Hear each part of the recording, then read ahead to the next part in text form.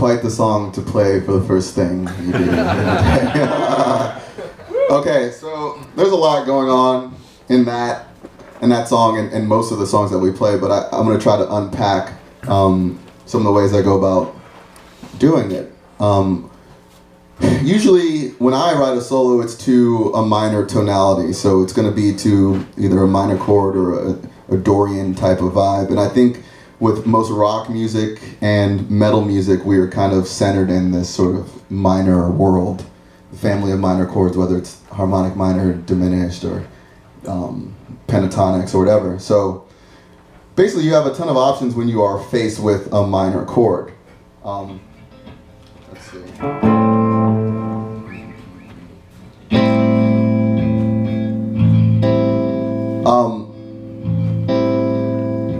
Obviously, if you have an A minor chord, you could play off the root of that chord. You could play the minor scale. Or you could play a pentatonic scale. Or you could play Dorian. So I really centered towards Dorian. There's a lot of intervals, like the major sixth, that I really like. So that's usually my stylistic approach to a minor chord, would be a Dorian scale. So obviously,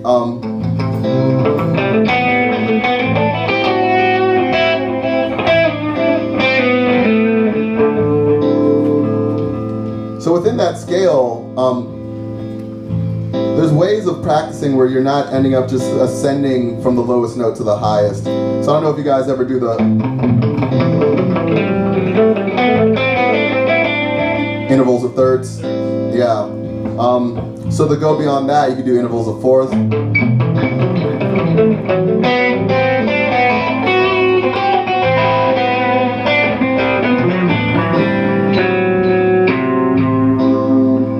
Obviously intervals of fifths.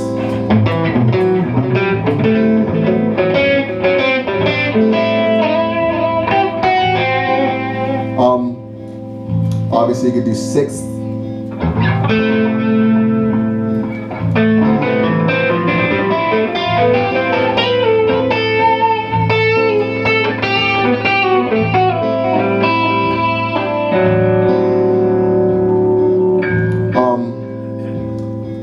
So these are kind of ways to break up just simply going from the lowest note to the highest note. So I would systematically practice these targeted intervals. Another thing you could do is a more theory approach, but you can use a major triad or a major seventh arpeggio up a minor third from the root of any minor chord. So I have this stuff coming in a printout for you guys, just so you don't have to like cram it into your brains now, but a real simple formula is to take the root of any minor chord, go up a minor third, and now you can use a major arpeggio.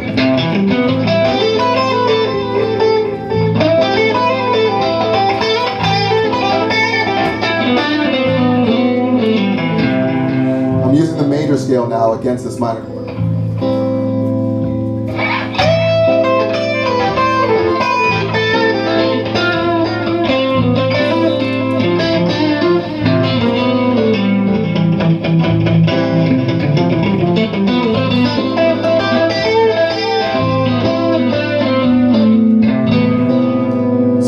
Gives you a lot of the extended intervals like the nines.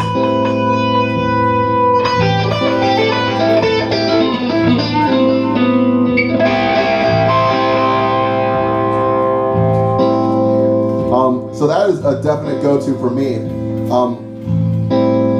Beyond using the major arpeggio against the minor chord, you can also use a minor seventh arpeggio. So now I'm going to start from the root of A.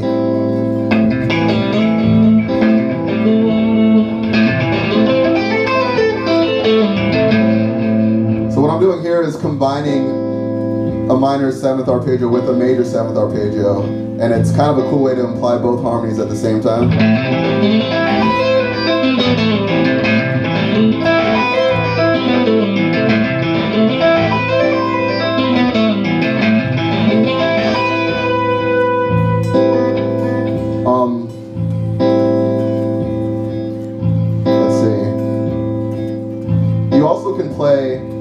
up a fifth from the root of that chord. So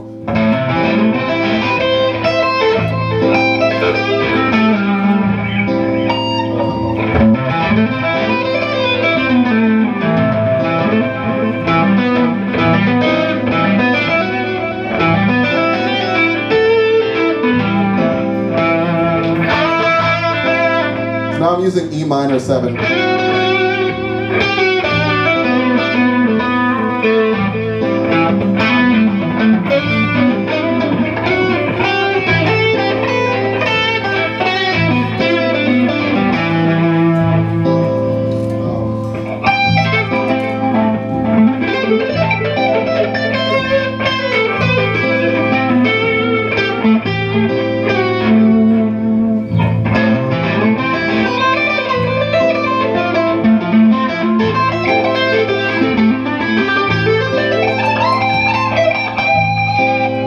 So I haven't actually used this, the scale in a stepwise motion yet. I've actually just been playing arpeggios.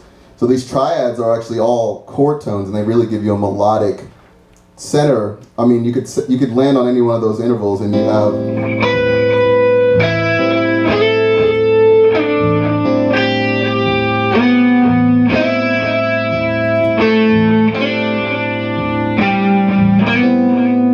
They all sound like good.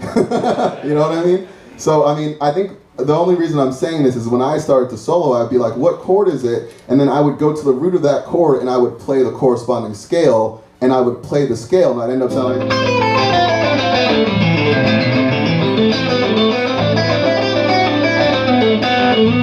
You know, which is fine, but sometimes omitting notes can be the key to really having impactful note selection.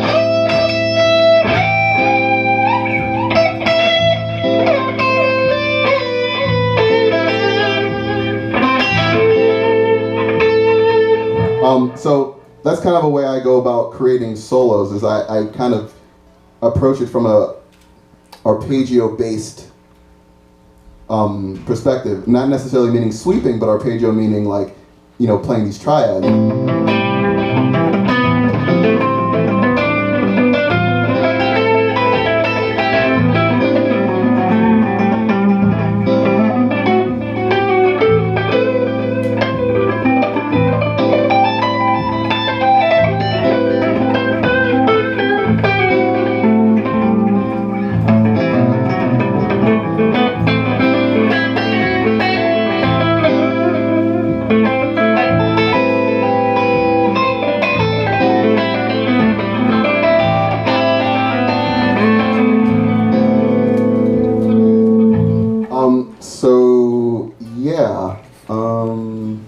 Another thing you can do is use Pentatonix.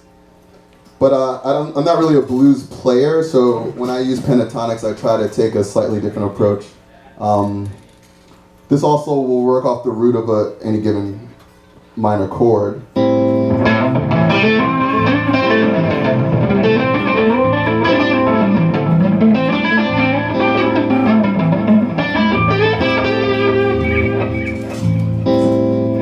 And you can also do the up a fifth thing.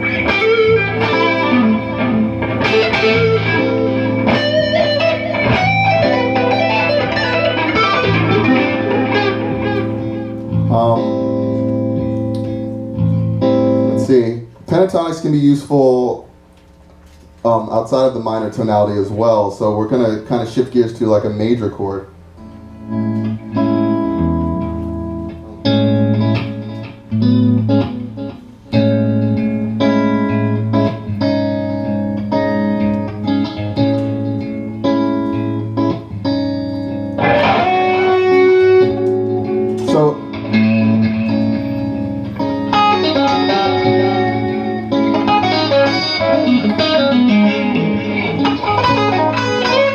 So I'm actually going to play A flat minor pentatonic against A major. So this is a simple formula of anytime you have a major chord, if you go down a half step, you can play a minor pentatonic. So I'll have this on the list for you, but there's a handful of them that are good to just know off the top of your head. So if you want to imply a Lydian sound, let me actually do this, because I'll just play a straight major chord so you can hear what this sounds like.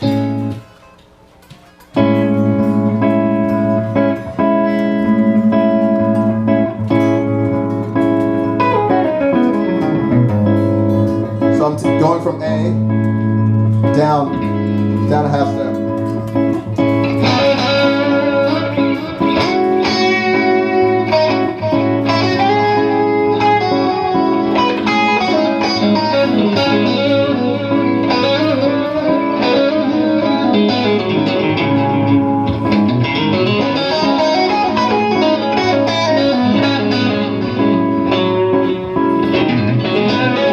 So here's the major.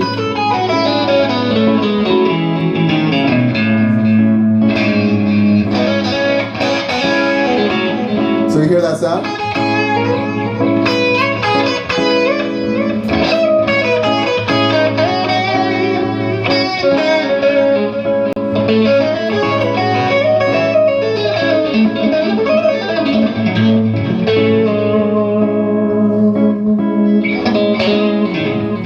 So that's kind of a cool sound to use a pentatonic against a major 7th chord down a half step. Another one you can do is, let's see, you can do a minor pentatonic up a 6th from a major 7th chord.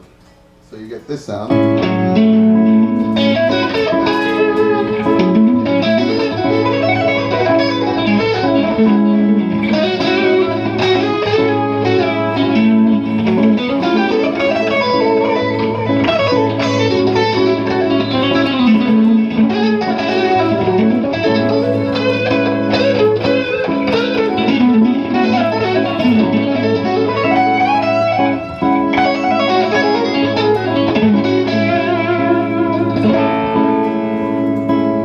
There's a way to utilize the existing blues licks or pentatonic licks you might have, because I think every guitar player has minor pentatonic licks.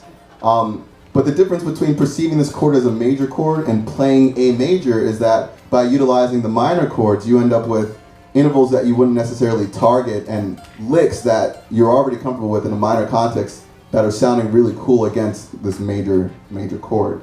So it's kind of a cool, neat little trick. These are called superimpositions because you're superimposing one arpeggio or one scale against a chord that doesn't normally belong in that place. So superimposition, there's a ton of them. You have a question?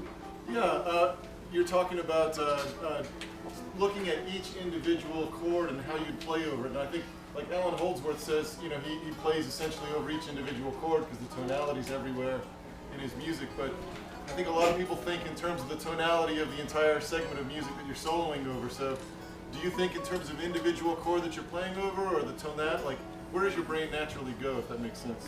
That's a good question. It would depend. I mean, I'm not a very improvisational player. My band, all the music is pretty much composed and there isn't a lot of space to interpret on stage, but if the song was calling for something that needed to be a little bit more strict as far as the tonality is concerned, like major, like if it didn't make sense to imply a Lydian sound in that context, like maybe you're playing with Allman Brothers or something like that, like then I wouldn't necessarily go there. But it's more of like a tool bag that gives you quick access to tonalities that you wouldn't necessarily have without thinking about, let me play the Lydian mode. What I do is play the minor pentatonic half a step down from the major chord. And you just have to use your discretion if the context calls for it. And like you said, maybe that chord allows for certain flexibility, but the mood of the song might have an overarching sort of vibe and you don't want to mess that up. You're just going to have to use your discretion for it. With the minor stuff, like we were playing The Thrill Is Gone last night, right? And I can't help but want to play all these color tones. B.B. King plays straight pentatonics a lot of the time, so in a way, I'm like doing a disservice to the song by playing anything outside of a minor pentatonic scale. But part of me feels like my personality needs to include my musical choices, you know. So sometimes you just have to say "fuck it," I guess.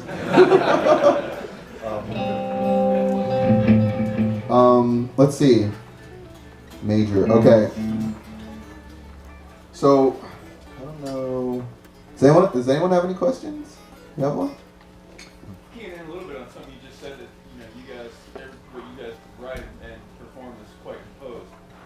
That brings up, for me anyway, a question on phrasing.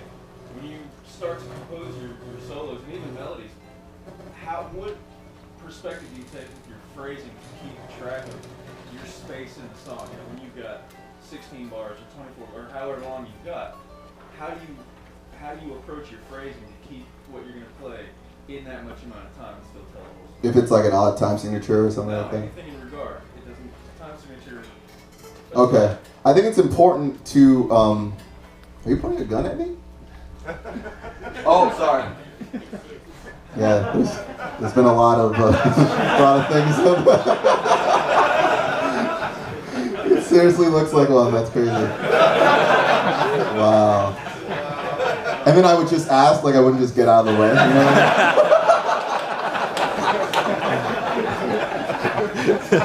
Oh man. Okay, wait, what was the question? Composing solos. Okay. Phrasing. Okay, I'm not necessarily an expert on phrasing, but Guthrie Govan and Joe Satriani are both here. I think you should talk to them. But I would say my approach to it is pretty intuitive, and I think we all started playing an instrument because we responded to music in some way that felt like an intuitive sense of response. We were like, whoa, those notes make me feel something, or that whatever drew you to the guitar is, I think, the same source that you should write from. Now, we can't specifically remember why we started playing a lot of times, but what I'm getting at is that when I am phrasing or writing a solo, I really try to come from a place that would be as close to what I would sing, which might sound like bullshit because there's a lot of notes I'm playing that like you literally just physically couldn't sing, but the parts that are most memorable, I think, are the parts that you could actually sing with your voice. So I think when you're writing a solo, if you have the benefit of looping the chord progression and just listening to it for a while, you should do an improvisation, like an emotive sort of like listening and like finding notes that you really like against that chord or like certain lines. And this is what I do. I'll just kind of mess around with it until there's a sort of coalescing of all the notes I don't want, they go away, and the ones that I really want to hear start to stick. And it's really a matter of like what is resonating with you. So I know there's a lot of theory you could use to say which note can belong over which chord, but that doesn't necessarily yield the most musical result. And I think the guys who are playing our favorite parts, they don't have a brain full of numbers and like symbols in their heads when they're doing it. You know what I mean? So that might seem ironic considering you're in a class setting right now and you're going to be for the next few days, but I think what's going to happen is you take information in as information, but it ends up in your hands as music. And that process can take a long time. Like a lot of these superimpositions, the sound of it didn't really work for me until like maybe half a year later where I'm like, oh yeah, and now I can just go to it. But to more specifically answer your question, I'd say when it comes to phrasing, I really try to come from a sung perspective, or like what I would sing if I could. You know what I mean? Yeah. Okay. What's your favorite chord and pattern to play over it? Favorite chord and pattern to play? That's a good question. Okay. When it comes to the major tonality, I really like Lydian, so like a sharp 11 sound. And there's a shape I use.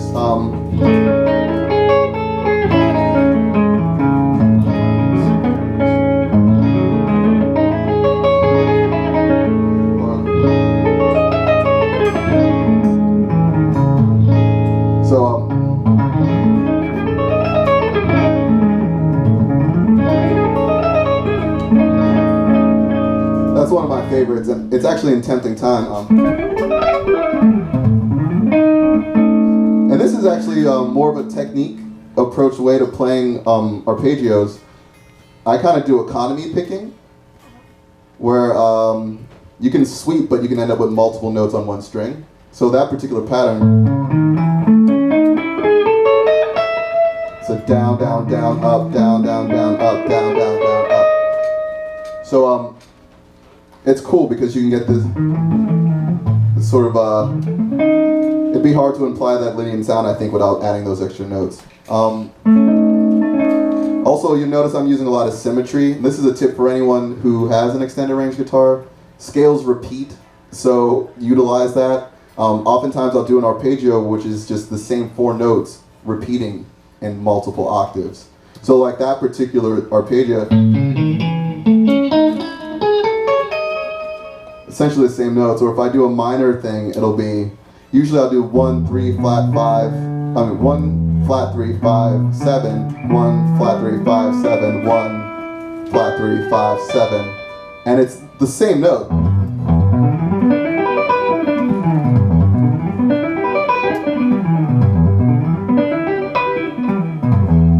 The good thing about this approach is that it lends itself to any tonality you want to play. So if you want to do a major, you just alter the intervals necessary to create a major sound. So I could do 1, major third, 5, major 7, and then 1, and then just repeat that.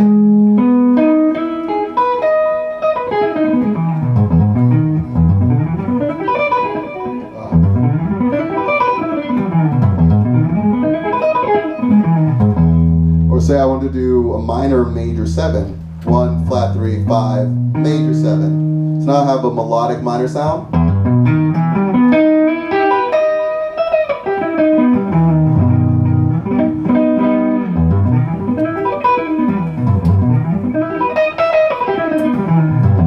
But I'm essentially using the same framework for every one of these arpeggios. I'm just moving one interval or two intervals a half step wherever I need to. You could do an augmented major 7, so I would just take my major triad and just move that 5 up a half step.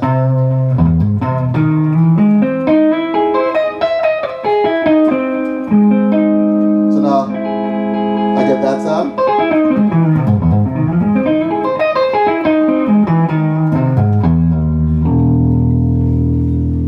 But the good thing is that I didn't have to re-memorize a new set of fingerings. I'm just essentially altering the same shape that I use for all these arpeggios.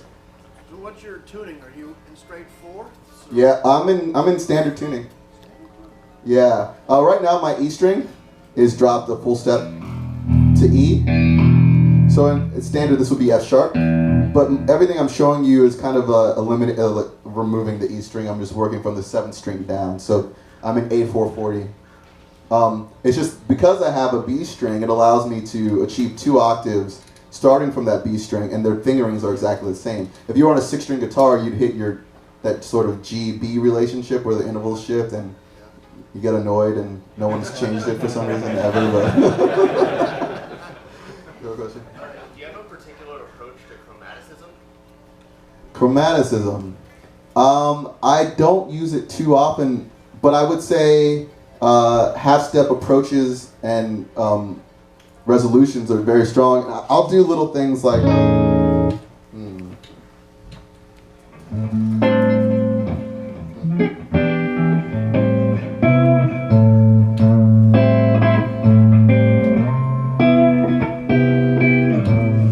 I'll do things like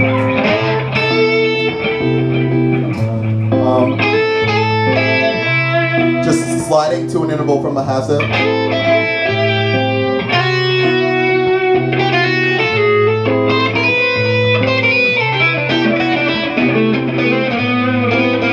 No.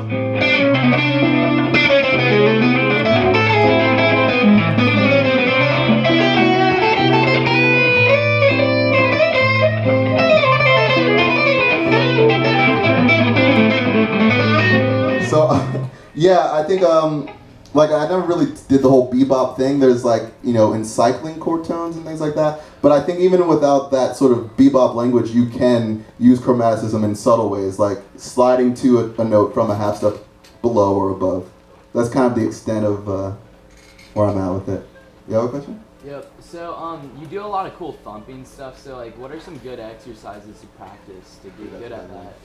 So I was thinking of doing like a whole thumping / technique class. So maybe I'll just do that.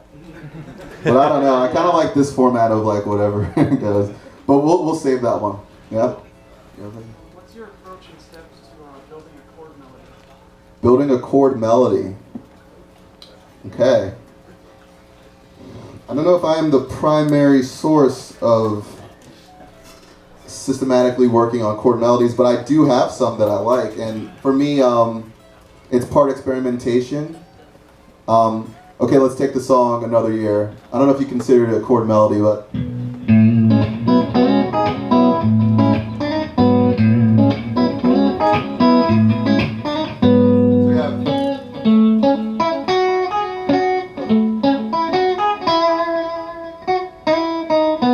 you kind of have this existing melody, you know. But the weird thing is I was just working on actual chord inversion, and I would just hear the highest note in the chord and want to kind of like emphasize it.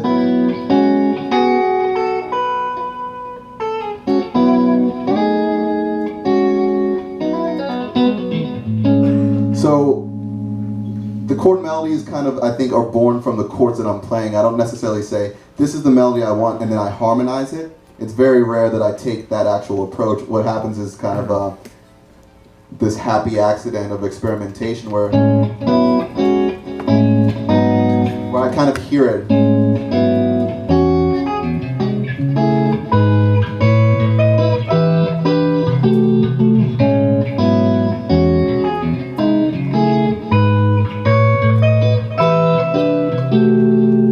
So I wish I could actually break that down further for you, but I spent like 10 years being self-taught, so when it comes to my approach to writing, it's not very, it's usually experimental. At this point, I do have some music theory knowledge that I can use to mold my purely creative ideas, but I'm always coming from a purely creative point for the most part. But I think a good way to work on chord melodies is to take a melody and then to harmonize it. And it can be as simple as knowing the major scale, and then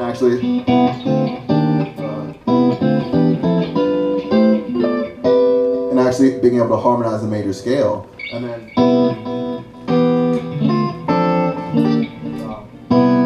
knowing the inversions.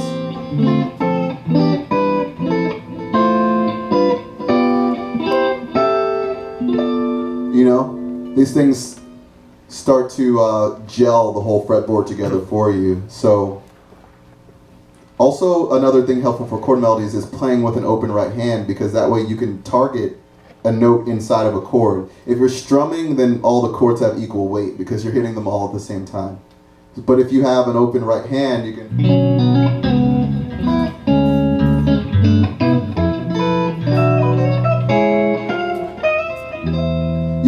can highlight a note and kind of feature that as a melody within the chord. So between classical guitar and jazz standards, I think you're going to get a super thorough exposure to chord melodies and voice leading on the guitar. So I would work with that stuff. I was hoping to ask if you could elaborate on how you incorporate the finger tapping in with these techniques, because it's very interesting. Okay, finger tapping. I was going to save that for a separate class as well, but we could. One of the more melodic approaches to tapping can be to hold a chord and then actually use the chord as a capo, and the notes that you tap will ring against the actual chord. So if I'm like,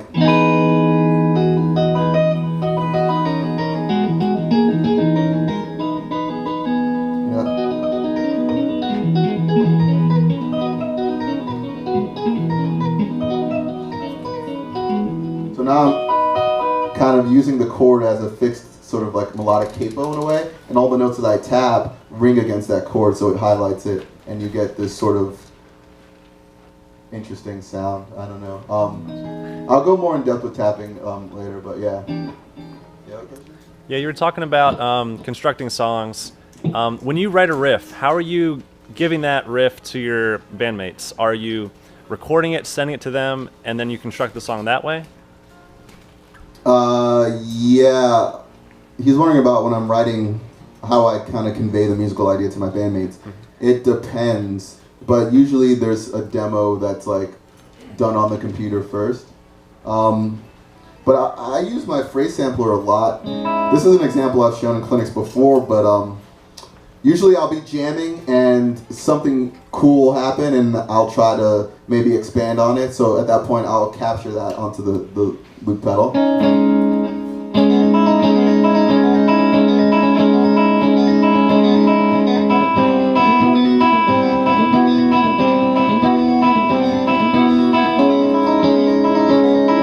And then what I'll do is I'll listen to that idea for a second.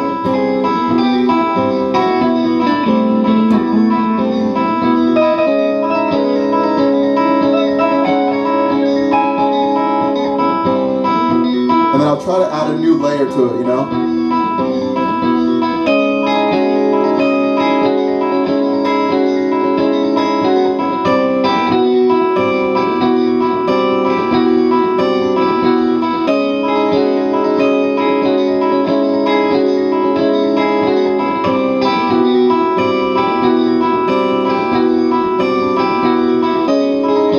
Then I'll keep listening.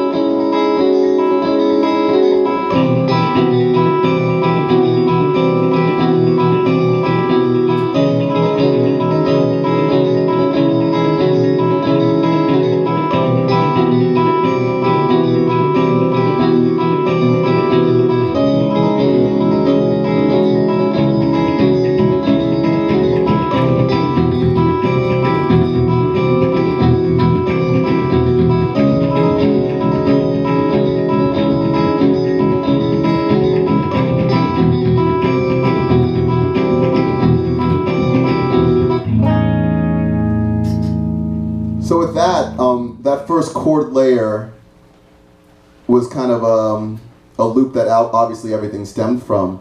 But since it was chordal, I decided that the next layer should be a single note layer, right? So that's what I added next, and then I added something in the lower register reinforcing that first chordal layer. So it's the exact same phrase, but just played in the lower register. And then from there, I was like, what else space can I fill here? So I went for a accented rhythmic approach in the lowest register. Okay. So I'm just filling the spectrum of available sound, essentially, and from there I would record something like that into the computer, and then maybe put some like programmed drums to it, just so they can hear more than the guitar, and then we would add parts and layers as a band, and just kind of like follow or flesh it out from there. Gotcha. Yeah. I'm gonna do this.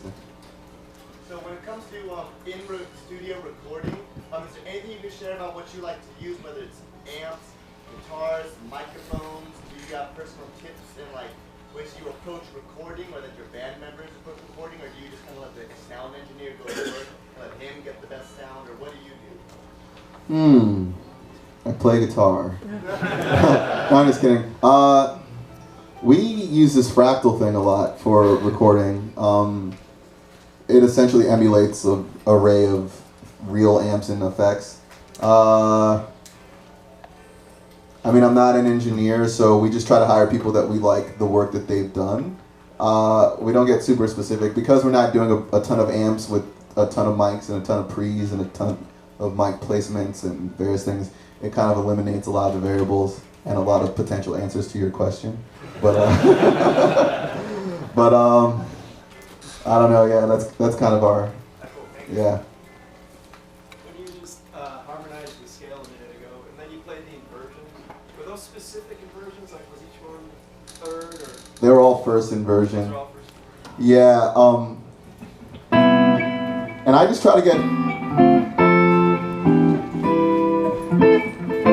I just try to have an association with the mother chord, I would call it, or the root voicing with the first inversion, and eventually try to see them as one chord if I can. My musical context of Animals as Leaders doesn't really call for me needing to be able to throw all these different voicings and stuff at a, say there's a groove going and I need to comp. It's not like I'm a jazz player or something, but it's still helpful when it comes to writing music. So even if you have a basic level of inversions, it can still really expand, because it can make one chord sound like two chords. I'll do things like, so it's G major 7 over E. That same chord, its first inversion, has a really cool sound, you know what I mean? There's a song with, let me see if I can remember, there's a song with,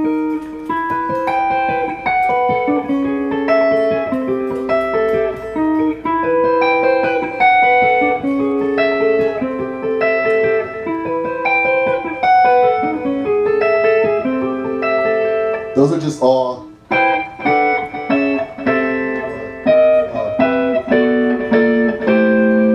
just actually, I'm descending a minor chord and a major chord by half steps, and I'm playing the first inversion of each one of those chords. But you get this.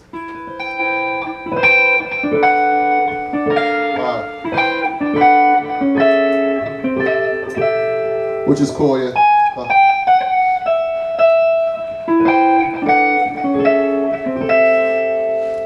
It just has a nice sound to me, and it's like, it's just a result of knowing first inversions, so that's kind of cool. Yeah, I'll do another question. How has your soloing evolved from the first CD to the last CD? So how has my soloing evolved from the first CD to the latest CD? Less notes.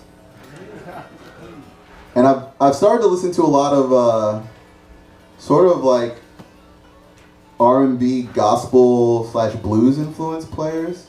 So there's things like double stops and like let me see. I'll try to.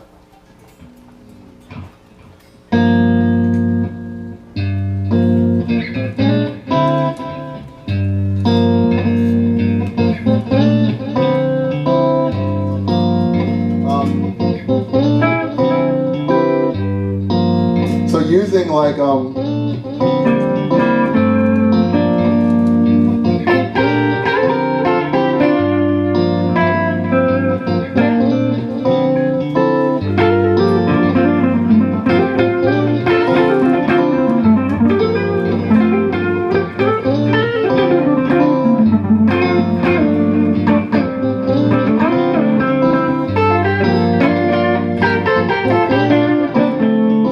major double stops or triads.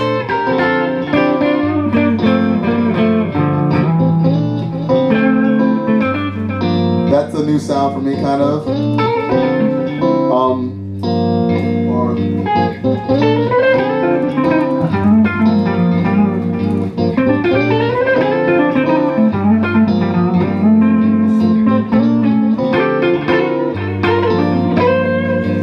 Like, I didn't used to do that stuff.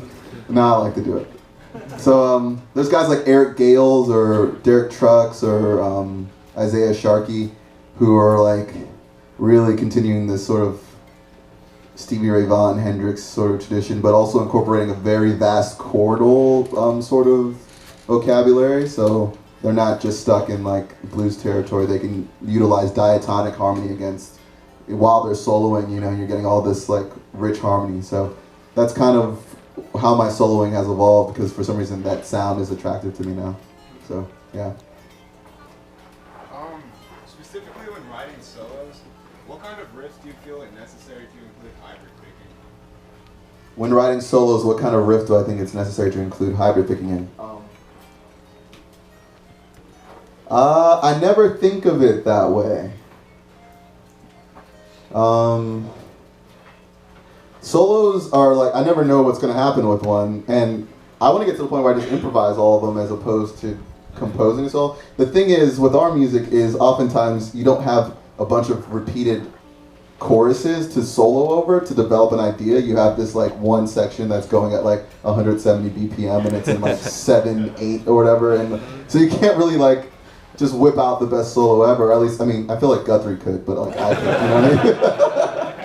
So I'll write a solo just to get my best idea out. But when it comes to what technique to use, it's just a matter of like what's going on in that solo. You know, hybrid picking has certain advantages. I use it more compositionally, like, you know, when it comes to things like.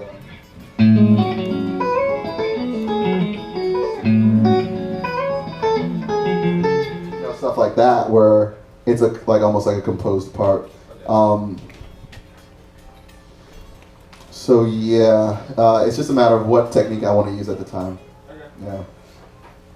How do you approach modulation in your writing? Do you have a systematic approach? Is it more feel or your ear? Or Key modulation? Yeah. Or yeah, I'm very ear oriented, like I said, so I don't even necessarily consciously approach key modulations, but I'll do things. I'll do things that create shifting key centers. Like, for instance, you could take. You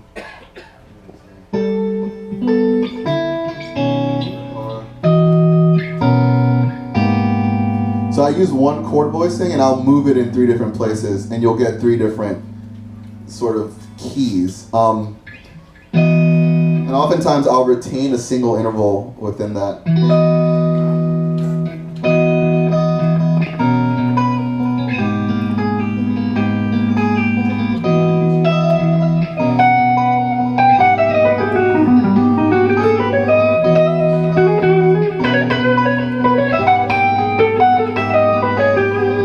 So you have like a major triad sound, and then you have an augmented major triad sound, or like a...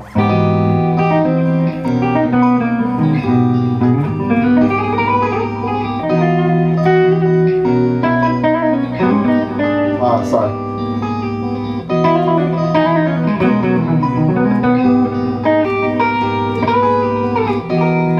So like, it's usually just experimental, and it's kind of really simple because I'm using one chord voicing. I'll do that like...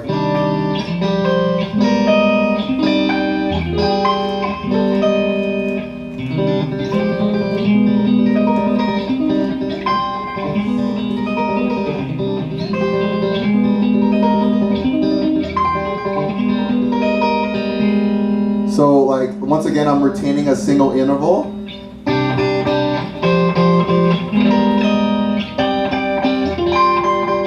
I'm using a single voicing, and what I do is I just experiment with where to shift that chord to get a sound that is not obvious but not random.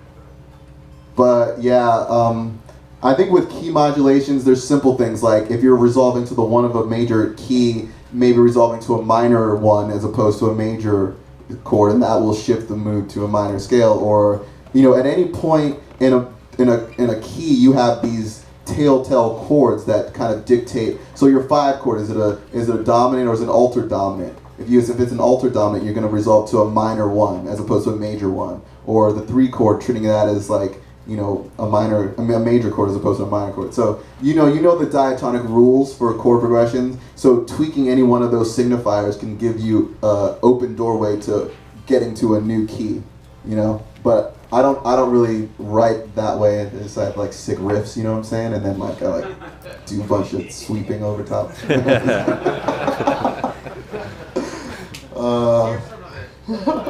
want to play another? I think I have time for one more question, actually.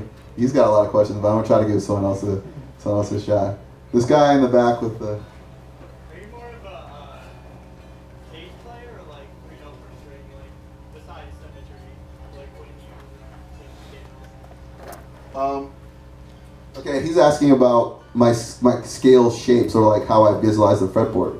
There's a method called the caged system, which uses 5 shapes.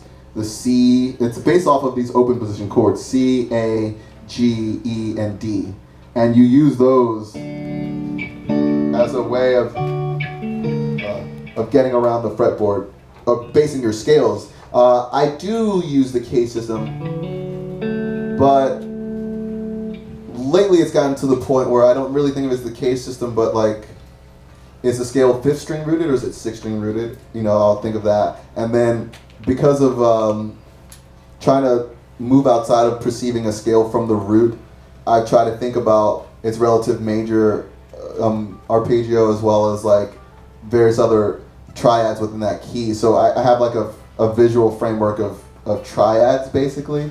It's essentially how the cage system works. You're using triads to link your fretboard. So in a way, yeah, it is what I'm doing. I think it's the most simple way to see the fretboard that I have, because every position links to its corresponding next position. So. Let's look at another real quick one. When modulating like harmonic minor and melodic minor, do you just think of it as a major scale with a sharp 4 and a sharp 5 instead? For major scale, the sharp 4 and a sharp 5? Yeah, I mean like when thinking of like changing it to harmonic minor or melodic minor. No. I think I'm real simple. Like I really suck at spelling chords and stuff like that. So what I do is I have a numerical system where I know the interval formula for every chord. So major scale is all natural intervals. Minor scale is flat 3, flat 6, flat 7. you know, or then my modes would be a minor, so a Dorian mode would be a minor scale with a major sixth, or like a Lydian scale is a major scale with a sharp 4, or like melodic minor would be a major scale with a natural 7, right? Flat 6 or sharp 7. Flat, what is it? Flat 6. Everyone's saying different things. Melodic minor, major 7, major 6 with a minor 3. Major 7, major 6. Major 7, major 6. So we all do this. So that helps me because like it doesn't matter what key the thing is or anything like that. I have like a very flexible framework to achieve any tonality that I want. And then because of the way I don't really do the 3-note per string thing. I think of triads. I think of arpeggios. So that allows me to shift any interval I need to achieve any tonality that I need. So it's kind of my vibe. Do one last question. This guy. Hey, what's happening? My question is, pretty simply, can you move on to your next agenda item or play another song? I didn't plan on playing another song. We're like playing a whole set tonight later, so I'll just do that. But thank you guys for coming to first class of the